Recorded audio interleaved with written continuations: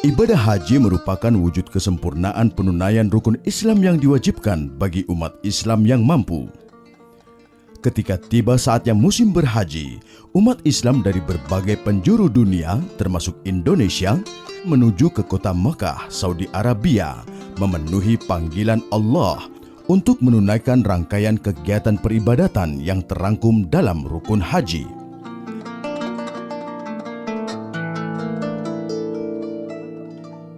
Pemerintah Republik Indonesia, dalam hal ini Kementerian Agama, sedang mempersiapkan para petugas yang akan melayani tamu-tamu Allah yang akan berhaji tahun 2015 yang akan datang. Mereka ini kita kenal dengan PPIH Arab Saudi. Jumlah mereka sebanyak 806 orang, terdiri dari 500 orang dari Kementerian Agama yang tergabung dalam instansi terkait, kemudian media center, TNI Polri, dan dari Kementerian Agama daerah maupun pusat. Mereka akan kita tempatkan pada 3 daerah kerja, antara lain daerah kerja Madinah, daerah kerja Mekah, dan daerah kerja bandara. Nah, ini adalah bagian dari petugas yang akan memberikan pelayanan. Karena masih ada petugas yang menyertai jemaah, kemudian petugas-petugas yang kita rekrut langsung sebagai petugas di Arab Saudi adalah para mukimin yang sudah tinggal berlama di Arab Saudi. Keberhasilan penyelenggaraan ibadah haji Indonesia setiap tahunnya tidak lepas dari peran petugas haji Indonesia. Peran para petugas haji diawali pada saat jamaah calon haji mulai berdatangan dan memasuki asrama haji sesuai dengan jadwal yang melengkapi SPMA atau Surat Panggilan Masuk Asrama.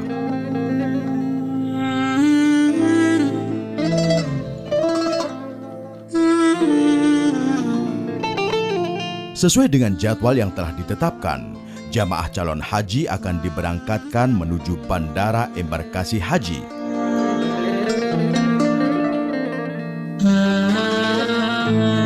Petugas haji akan memandu jamaah agar tertib dan teratur sesuai dengan regu dan rombongannya. Sistem pendaratan jemaah pada tahun 2015, gelombang pertama akan mendarat di Madinah. Setelah mereka melakukan arba'in, kemudian akan dimobilisasi untuk menuju Mekah. Setelah mereka selesai menunaikan ibadah, maka menuju Jeddah untuk kembali ke tanah air. Sedangkan gelombang kedua akan mendarat di Jeddah, kemudian dimobilisasi ke Mekah. Setelah melaksanakan haji, mereka akan dibawa ke Madinah untuk melaksanakan arba'in. Setelah melesaikan arba'in, mereka akan kembali ke tanah air. Seluruh petugas yang kami bawa dari Indonesia pada saat Armina akan melaksanakan tugas sepenuhnya selama di Armina, baik di Arafah, di Mina maupun di Musdalifah. Bagi petugas-petugas PPIH ke depan harus betul-betul memiliki mental baja, ya, mental melayani, ya, mental untuk siap bekerja dengan semangat yang luar biasa, karena jamaah yang kita layani adalah jamaah yang sangat variatif sekali, jamaah yang tua banyak, yang tidak bisa bahasa Indonesia juga banyak, dan mereka juga karakternya berbeda-beda satu dengan yang lain. Maka butuh kesabaran, butuh keuletan, butuh kerja keras yang luar biasa, dan ini adalah bagian daripada ibadah dan pelayanan yang kita berikan kepada mereka. Mudah-mudahan akan mendapatkan pahala di sisi Allah Subhanahu wa taala. Maka kalau kita mempersiapkan diri bermental seperti itu dan sebagai seorang petempur yang siap untuk diterjunkan kapanpun, maka itu akan banyak menyelesaikan persoalan. Tapi kalau kita tidak siap untuk melakukan hal tersebut, maka keberadaan kita lebih besar menjadi beban bagi PPIH itu sendiri daripada memberikan solusi dan kontribusi yang berarti bagi PPIH ke depan. Maka harapannya mudah-mudahan PPIH ke depan benar-benar mereka yang bermental baja, bermental melayani, dan siap untuk bekerja menyelesaikan dan melayani para jamaah setulus dan seikhlas mungkin. Untuk daerah kerja Madinah, strukturnya adalah pertama pimpinannya kepala daerah kerja atau yang disebut dengan kadaker. Kemudian di bawahnya ada sekretaris yang langsung membawahi tata usaha yang tugas-tugasnya terkait dengan hal-hal yang sifatnya administratif seperti pemetaan petugas, kemudian surat-surat, laporan harian ke PPIH dan lain sebagainya. Kemudian selain itu ada juga kepala seksi kesehatan, meskipun di bawah Kementerian Kesehatan, tetapi dalam tugasnya adalah berkoordinasi dengan kepala daerah kerja Madinah. Kita perlu data-data yang terkait dengan jamaah yang sakit, jamaah yang meninggal, jamaah yang dirawat, kemudian koordinasi dengan Rumah Sakit Arab Saudi, juga terkait dengan ibadah-ibadah mereka, apakah bisa dibadalkan, apakah masih bisa diusahakan, dan lain sebagainya. Kemudian terkait dengan kasih perumahan misalnya, kasih perumahan tugasnya itu memastikan bahwa jamaah haji yang datang, baik dari Jeddah melalui Terminal Hijrah maupun dari Madinah yang langsung ke perumahan, itu harus memastikan bahwa jamaah haji yang datang ke Madinah sudah mendapatkan tempat untuk menjalankan ibadah sholat arba'in di Madinah. Kemudian kasih transportasi misalnya, kasih transportasi juga memastikan jamaah, terutama keberangkatan jamaah dari Madinah menuju Mekah, terkait dengan kesiapan bus, koordinasi dengan Nakaba, koordinasi dengan Maktab Muassasah Maktab Indonesia terkait dengan paspor dan lain sebagainya. Seksi catering itu melayani jamaah haji dalam satu hari itu 2 kali, jadi makan siang dan makan malam. Seksi catering ini harus memastikan bahwa makanan yang sampai kepada jamaah adalah makanan yang betul-betul disepakati sesuai kontrak, sudah diatur gizinya, diatur menunya, diatur komposisinya, kemudian waktunya juga dipastikan tidak boleh telat ke jamaah. Kemudian seksi siskohat juga misalnya juga harus mendata betul berapa jamaah yang masuk ke Madinah, kemudian pergerakannya seperti apa, setiap hari ada berapa kloter yang masuk, berapa kloter yang keluar. Begitu juga dengan seksi ibadah yang harus memastikan bahwa jamaah Indonesia yang ada di Madinah ini betul-betul sudah melaksanakan sholat arba'in lengkap 40 waktu, karena sholat arba'in bagi jamaah haji Indonesia di Madinah ini adalah hak mereka. Jadi kita dari bagian ibadah khususnya harus betul-betul memastikan bahwa jamaah sudah melaksanakan sholat arba'in di Madinah ini. Nanti ada dokumen yang namanya dokumen bayan tarhil. Dengan dokumen itulah kemudian jamaah bisa diberangkatkan menuju kota Mekah. Selain seksi-seksi tadi juga ada sektor. Sektor itu adalah semacam posko bagi jamaah haji di Madinah untuk mereka yang terjun langsung ke lapangan. Nah, di Madinah ini ada 4 sektor yang mengelilingi Masjid Nabawi. Ada sektor 1, sektor 2, sektor 3, sektor 4 yang dipetakan berdasarkan penempatan jamaah. Tugas sektor ini adalah misalnya memberikan arahan atau mengatur penempatan jamaah di hotel-hotel ketika mereka datang. Juga mengatur keberangkatan mereka dengan berkoordinasi dengan bagian transportasi, baik keberangkatan nanti ke Mekah maupun ke Jeddah pada gelombang kedua. Selain sektor yang 4 ini yang berinteraksi langsung dengan jamaah di lapangan, ada juga 4 sektor lain. Ada sektor khusus yang bertugas mengantarkan atau mencari jamaah yang sesat sehingga bisa dikembalikan ke rumahnya, ke pemondokannya. Juga sektor ini menangani hal-hal yang terkait dengan tindakan-tindakan yang membuat jamaah tidak nyaman. Nah, ini sektor khusus. Makanya di sektor khusus itu unsurnya dari TNI, dari Poluan ya. Kemudian selain sektor khusus ada juga sektor airport di Madinah yang tugasnya adalah memberangkatkan jamaah dari airport menuju ke pemondokan, memastikan busnya, membagi jamaah sesuai rombongannya, dan berkoordinasi dengan sektor terkait dengan penempatan jamaah di Madinah. Selain sektor airport ada juga sektor Bir Ali. Di Bir Ali mereka mengawasi jamaah haji Indonesia dari berapa yang sudah datang, berapa yang akan berangkat, seperti apa pengarahan ibadahnya dan lain sebagainya. Selain beralih, ada juga sektor yang namanya sektor terminal hijrah, yaitu sektor yang mengawasi kedatangan jamaah dari Jeddah menuju Madinah atau nanti dari Mekah menuju Madinah pada gelombang kedua.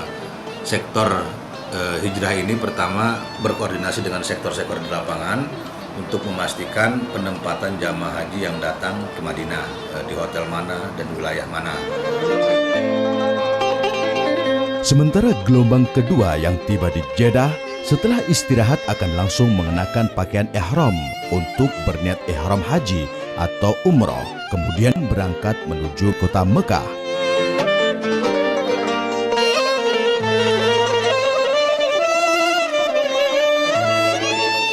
Daerah kerja Mekah memiliki 11 sektor.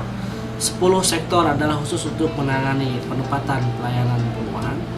Kemudian 1 sektor adalah khusus yang menangani di Masjidil Haram.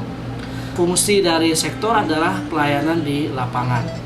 Fokus utama daerah kerja Mekah tentunya aspek pelayanan umum dan pelayanan ibadah serta kesehatan.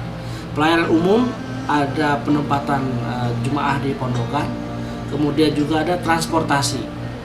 Kemudian pelayanan ibadah itu khususnya adalah bagaimana memberikan manasik atau memberikan pengawasan terhadap KBIH.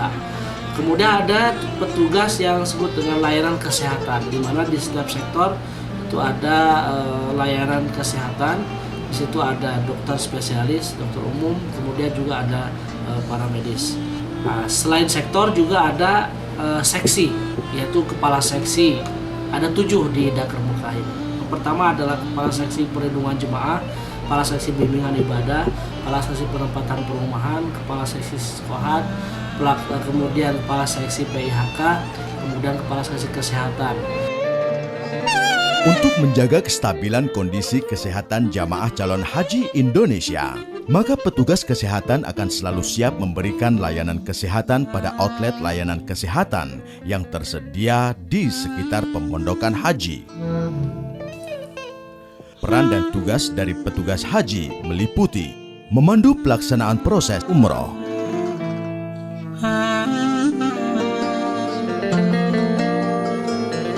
setelah rangkaian ibadah umroh, maka petugas haji akan mengatur perjalanan jamaah menuju Padang Arafah untuk melaksanakan ibadah wukuf. Perjalanan menuju Arafah ditempuh dengan berkendara bus. Tanggal 9 Dzulhijjah, tiba saatnya jamaah calon haji melakukan ibadah wukuf yang merupakan satu dari rukun haji dan dilaksanakan di area Padang Arafah dengan kondisi iklim dan cuaca yang sangat berbeda dengan kondisi di tanah air. Dakar Jeddah memiliki organisasi yang cukup sederhana, di mana satu Dakar hanya membawahi 2 sektor. Sektor 1, selain mereka bertugas di bandara, juga nanti akan melayani maktab misi haji di Arafah. Dan sektor 2 akan melayani penempatan dan kedatangan jamaah di maktab-maktab.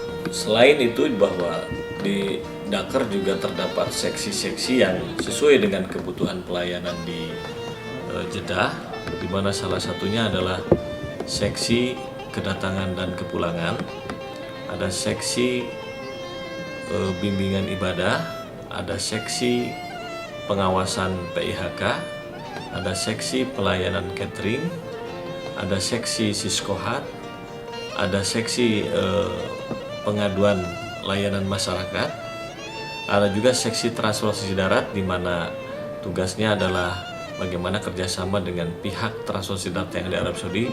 Dengan demikian prosesi pemberangkatan dan kepulangan bisa berjalan dengan baik.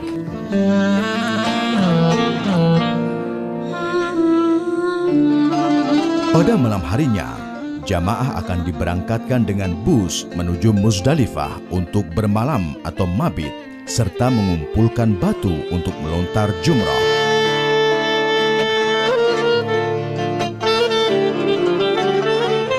petugas haji akan selalu berkoordinasi dengan ketua rombongan dan ketua regu serta petugas kesehatan haji untuk selalu bersiaga terhadap kelancaran pelaksanaan ibadah haji.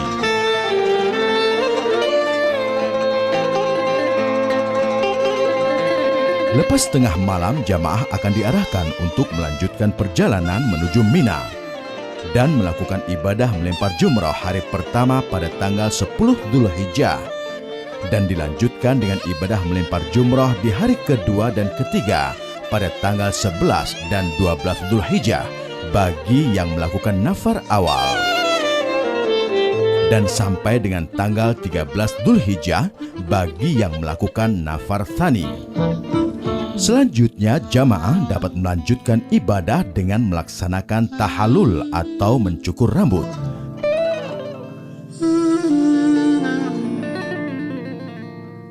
Dan kemudian melanjutkan perjalanan ke Masjidil Haram untuk melaksanakan tawaf ifadah atau tawaf haji atau menyelesaikan haji. Setelah jamaah menyelesaikan seluruh rangkaian ibadah haji, kemudian jamaah haji akan melaksanakan tawaf wada atau tawaf perpisahan sebelum pulang ke tanah air.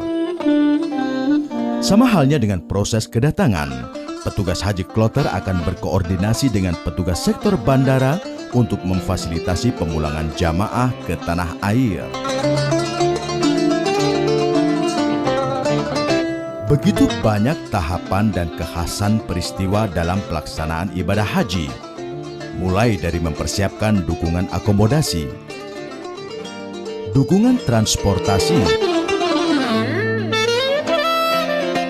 dan dukungan kesehatan, serta dukungan layanan informasi yang harus terfasilitasi demi kelancaran pelaksanaan ibadah haji. Dengan koordinasi dan budaya kerja petugas haji yang baik, pelaksanaan ibadah haji Indonesia selalu dapat terselenggara dengan baik dan tertib.